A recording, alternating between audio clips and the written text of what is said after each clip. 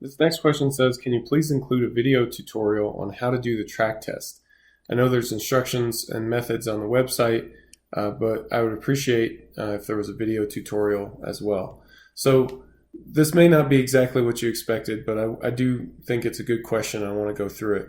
So when you go to the RTS website and you log in, you will be redirected to the apps page, and you come to your dashboard and it looks something like this. So if you click on TRAC, that takes you over to the TRAC page, and it's automatically going to ask you to start inputting some data.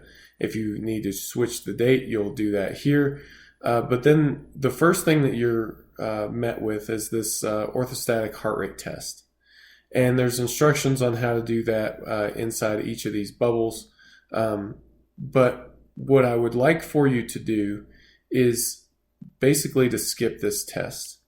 This is a test that we're gradually emphasizing less and less, and the reason is that it takes up a significant amount of time, and it's a barrier for people to input their data.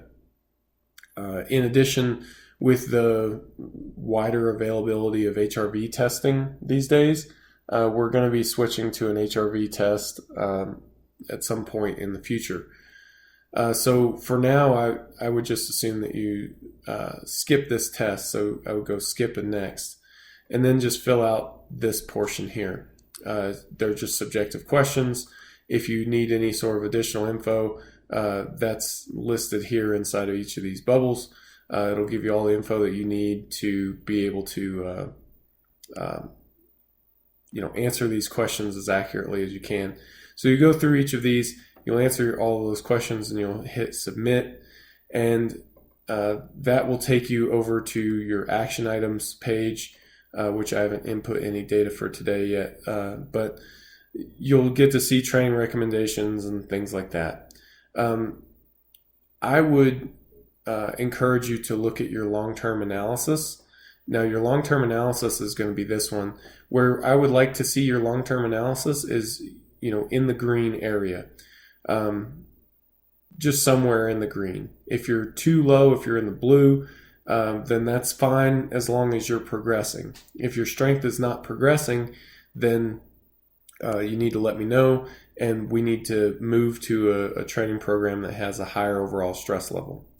If you're consistently in the yellow or in the red, you need to let me know that as well, because we need to move you probably to a different training group or modify your training in some way so that we can get that score overall into the green most of the time. Short stints into the yellow are fine, but you want to spend most of your time in the green. This is really what I look at the most, is this long-term graph, and I think that that's really informative. So hopefully that helps you a bit moving forward. Let me know if you have any additional questions.